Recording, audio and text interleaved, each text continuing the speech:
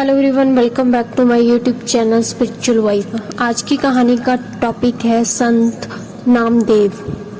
संत नामदेव के बचपन से ही चमत्कार प्रसिद्ध है।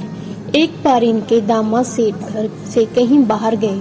वह विठुल भगवान की पूजा का भार नामदेव को सौंप गए।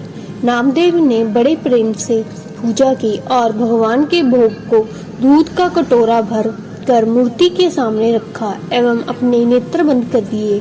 जब नेत्र खोले तो देखा दूध वैसा ही कटोरा भरा रखा था। बालक ने सोचा कि भगवान नाराज हैं जो दूध नहीं पीते।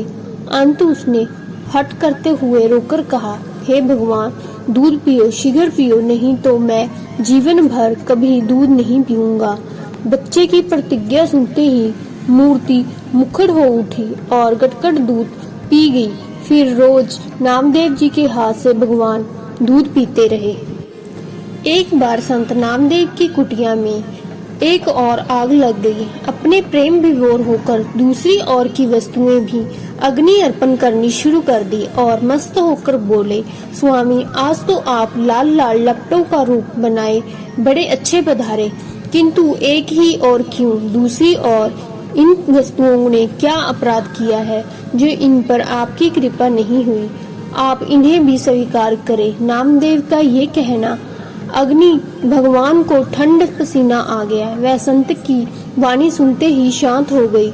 जो कुटिया जल गई थी वह भगवान स्वयं मजदूर बनकर बना गए। एक बार नामदेव जी महाराज किसी गांव के वर्षों से बंद पड़े सूने मकान में ठहरने लगे। लोगों ने मना किया और कहा, इसमें एक भयंकर भूत है। वह इस घर में ठहरने वाले कितने ही लोगों को खा चुका है। वह ब्रह्म राक्षस बड़ा खूनी है। इस पर नामदेव जी महाराज ने कहा, मेरे विठुल ही तो भूत ही बन गए होंगे, और फिर उस मकान में अकेले ठहर गए। आधी रात को वह भयंकर भूत आया। उसका शरीर बड़ा भारी था।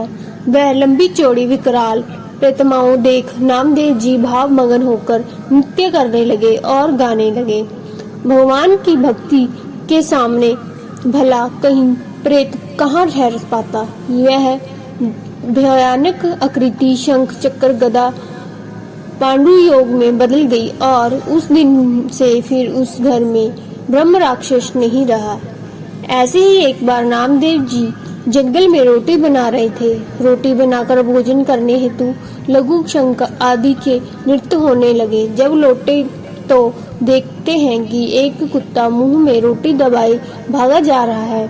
नामदेव जी ने घी की कटोरी लेकर उसके पीछे कहते हुए दौड़े, प्रभु, रोटी सूखी है, घी लगा लेने दीजिए, फिर भोग लगाना। इस भक्ति की भावना से भगवान उस शांत शरीर से भी प्रकट हुए और भक्त नामदेव उनके चरणों पर गिर पड़े।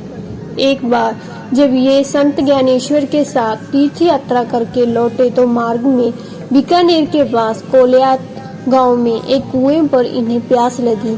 जाकर देखा तो कुआं सूखा था।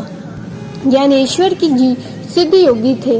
वह लहिमा सिद्धि से कुएं भीतर चले गए और जल पीकर नामदेव जी के लिए जल ले आए। पर नामदेव जी ने वह जल पीना स्वीकार नहीं किया और कहा, मेरे विठल को क्यों मेरी चिंता नहीं है जो इस प्रकार पानी पीऊं। सहसा हुए में पानी भर गया और जल ऊपर तक आ गया। इस प्रकार संत ने सूखा हुआ कुआं सबके लिए फिर जल से भरवा दिया। इनकी भक्ति के और भी अनेक चमत्कार हैं, जैसे नागनाथ के शिव मंदिर द्वार इनकी ओर घूमना। तो ये था हमारी आज की कहानी। आपको कैसी लगी कमेंट बॉक्स में जरूर बताएं और मेरा चैनल शेयर और सब्सक्राइब करें। धन्यवाद।